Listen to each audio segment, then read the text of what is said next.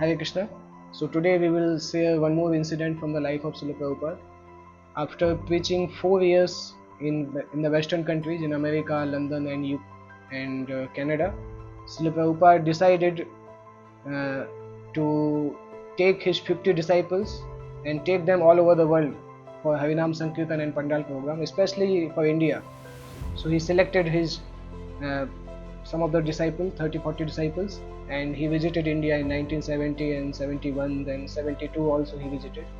So when he reached Vrindavan first time with his foreign disciples, so Vrindavan Vasis were amazed to see the ambassador of Vrindavan, because they used to consider that Prabhupada is the son of Vrindavan, and he is spreading Vrindavan's glory all over the world.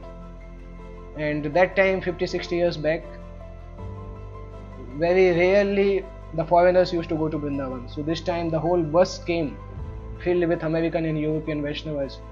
So Vrindavan Vasis were filled with delight, and devotees used to do Sankirtan, and Prabhupada used to take them to different temples, Radha Damodar temple and all these temples. And there are many disciples have the fond memory of Srila Prabhupada visit, and the famous Nectar of Devotion lectures Prabhupada gave during his Vrindavan tour.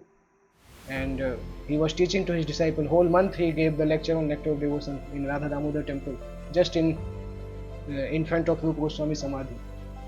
So these are some of the beginning years of Srila Prabhupada preaching in India.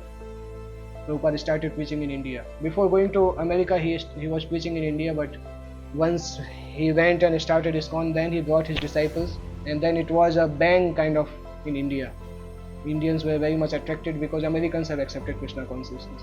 So this was the unique contribution of Srila Prabhupada to bring so many American and European devotees to India, and through those devotees Prabhupada executed his construction of his temples in Vrindavan, Bhubaneswar, Mumbai, Mayapur. All these things Prabhupada executed through his dear disciples. Hare Krishna.